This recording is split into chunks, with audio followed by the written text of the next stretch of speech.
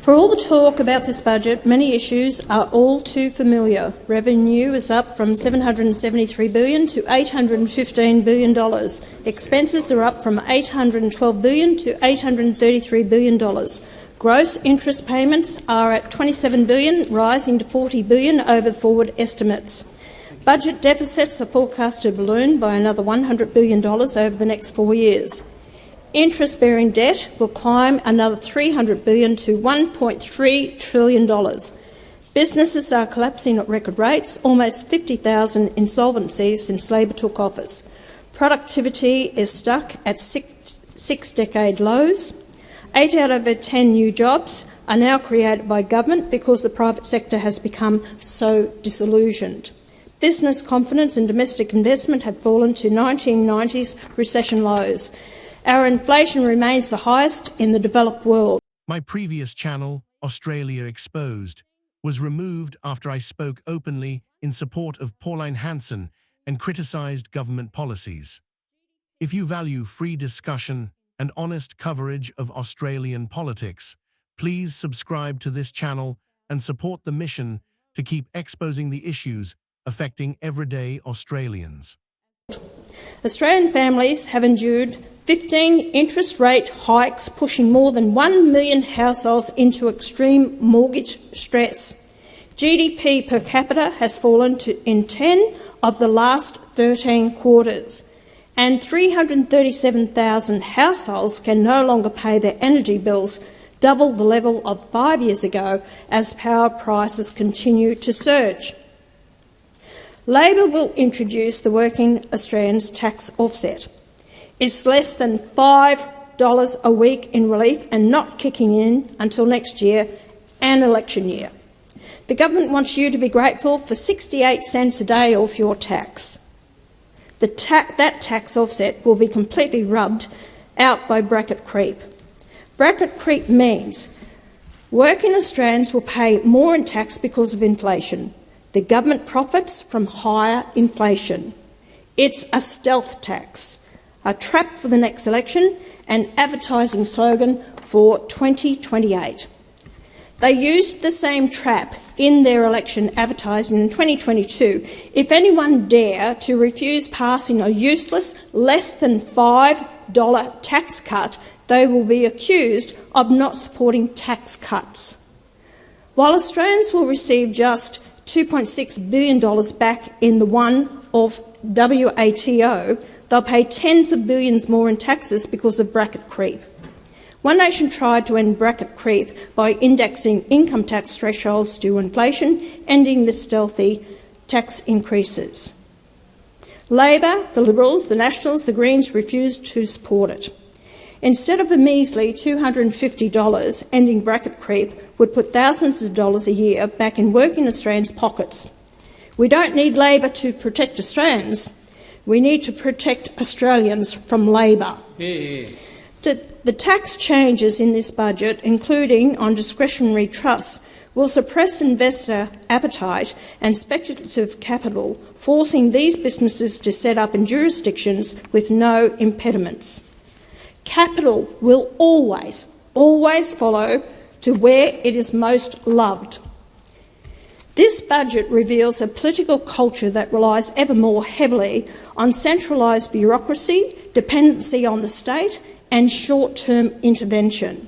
That is the Labor way. Forget the spin about intergenerational equity being used as an excuse to break election promises. True equity does not punish those who worked hard, took risks, built businesses and paid their taxes. It does not resent aspiration or success. Real intergenerational equity means giving young Australians the same opportunities their parents had. The chance to own a home, raise a family, start a business and get ahead through hard work. Young people are not struggling because older generations succeeded. They are falling behind because governments have chosen subsidies and wealth redistribution over allowing free enterprise to flourish. On the forward estimates, our total liabilities will exceed $1.9 trillion, a burden to be repaid by our children and grandchildren. That is not equity. that equity, that is hypocrisy. Changes to negative gearing and capital gains tax will further dampen economic activity, push rents higher and reduce housing supply. As a self-proclaimed scholar of Paul Keating, the Treasurer might have reflected on what happened in 1985 when these same policies were tried and had to be reversed 2 years later. Housing is a national crisis. Only since Labor took office, and I say crisis. More than 40% of the cost of building a new home is government taxes and unnecessary compliance costs.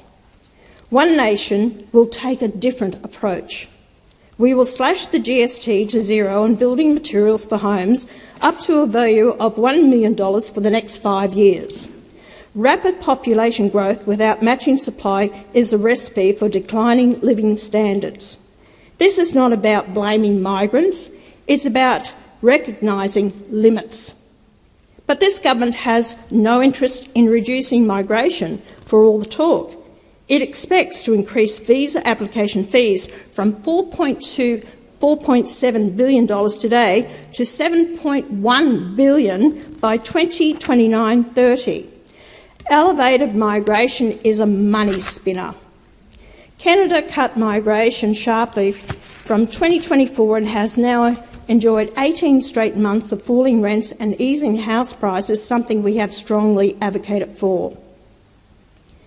We will introduce income splitting for every family with at least one dependent child. A single earner on $120,000 with a stay-at-home partner would be around $9,500 a year better off. We will exempt insurance from the GST, and we urge the states to drop stamp duty on it as well. Affordable insurance ultimately reduces burdens on taxpayers. We will allow aged pensioners and veterans to work as much as they want without losing any of their pensions or healthcare card benefits. For more than a decade, One Nation has consistently argued that Australia must strengthen domestic resilience, including strategic fuel reserves, reliable energy systems, food and water security, and sovereign industrial capability supported by true nation-building infrastructure. The current liquid fuel crisis has not only exposed our domestic unpreparedness, but signalled to adversaries how vulnerable we would be in a conflict. Building a strategic reserve is a step in the right direction, but it is still not enough to build resilience and liquid fuel independence. The total cost of not having sufficient supplies will always outweigh the net cost of having them in a crisis. One Nation will cut the red, green and black tape that is strangling projects and fast-track major approvals, especially energy, to a maximum of 6 months. We will ditch net zero, exit the Paris Agreement and axe the Climate Change Department, saving $30 billion in the process. We will back coal and gas and support bringing nuclear power to bring down prices, restore reliability and guarantee national energy security. Next week, I will introduce a bold new gas policy that underwrites our vast sovereign resource assets for decades to come. It will provide real equity, investment and genuine skin in the game, where our healthy dividend will help pay down the debt racked up by successive governments. We have listened extensively and will work with industry, not against it, in genuine partnership. We will bring back our mining and resources industries, the bedrock that funds schools, hospitals, roads and defence. A strong nation leverages its natural advantages. It does not demonise them. One Nation will swiftly move to get rid of impediments in an increasingly competitive global environment and restore our status as a nation that rolls out the red carpet in resources rather than roll it up. We are backing the Capricorn Steel project to connect coal in Queensland's Bowen Basin to iron ore in Western Australia's Pilbara region with a rail line that will open Northern Australia to development. The project is strongly backed by Australian investors and is aimed at making Australia a major global supplier of high-quality steel. It will require the Inland Rail project, now abandoned by Labor, to be completed and extended to the more suitable port of Gladstone in Queensland. It will be the foundation for a national rail circuit that effectively circumnavigates the Australian continent, providing freight efficiencies and improved defence logistics. These are no longer abstract debates, they are national security imperatives. In agriculture, we will ban the further sale of controlling interest in freehold farmland to foreign investors and limit the sale of leasehold farmland to a maximum of 25 years. We'll ban foreign ownership of water and return balance to the Murray-Darling Basin Plan. One Nation strongly supports the modern hybrid Bradfield scheme to improve water security, open new areas to farming and improve food security and exports. We will build new dams and water infrastructure, reintroduce drought payments and re-establish a federal government-backed rural lending fund to protect farmers through other natural disasters. Importantly, we will restore accountability. Australians work hard for their money and they deserve a government that shows the same discipline. Successive governments have failed to tackle a culture where people in charge of creating multiple white elephants pay no price for their commercial illiteracy. Snowy Hydro 2.0, which has blown out 21 times to $42 billion, is but one egregious example. One Nation will ensure past, present and emerging failures will no longer be transaction-free for those responsible. We will abolish divisive cultural departments and race-based programs that divide Australians by skin colour or ancestry. Every Australian will be treated as equal under one flag and one culture. Help will be given on the basis of genuine need, not race. No more special privileges, equal rights for all and special rights for none. No more taxpayer-funded welcome to country rituals. Unity builds strength, division destroys it. Our Defence Force must focus on operational readiness, capability and deterrence, not moral sapping, identity politics. One Nation will restore pride in wearing the uniform and give them the latest equipment to carry out their duties. We won't sell off our historic sites of symbolic significance to cover irresponsible spending. Australians are not asking for miracles, they are simply asking for a country that works again. One Nation continues to attract practical Australians with real-world experience, people from finance, investment, trade, engineering, farming, small business, building, energy, manufacturing and defence. These are men and women who have built things, employed people and delivered results outside the Canberra bubble. Australia does not need more career politicians serving vested interests. One Nation believes the government is there to serve you. This budget only goes to prove yet again that this government believes you are there to serve them. In closing, Australia stands at a crossroads. For too long, Labor's failed experiment of reckless spending, crippling regulation, net zero ideology and wealth redistribution has driven businesses to the wall. It's crushed living standards, saddled our children with debt and stolen the Australian dream from an entire generation. A nation loses hope when it loses vision. Australia now has near $1 trillion in debt and nothing to show for it. One Nation breaks the green, red and black tape that has tied us down. We will work the natural strengths of the assets of our balance sheet. We have iron ore, coal, gas, cattle, grain, cotton, gold, copper, oil and so much more. Australia should be a powerhouse, but the major parties lack the management skills to reach our potential. It is perverse that a government and an opposition that believes it can change the weather and is prepared to waste ultimately hundreds of billions to do it, while it mocks the idea of a version of the Bradfield scheme to open the massive potential of irrigation of the rich but dry soils of the Western districts. It is perverse that a government and an opposition that came up with the biggest construction fiasco on earth, the $42 billion Snowy Hydro 2.0, cannot complete the inland rail from Melbourne to Brisbane, opening up the intermodal efficiencies and commercial potential of the inland corridor. We are covering our land with windmills and solar panels and in turn delivering... Senator Hanson, I'm sorry, your time has expired. Australia's economic pressure is becoming impossible to ignore, and this latest debate has once again exposed just how frustrated many Australians have become with the direction of the country.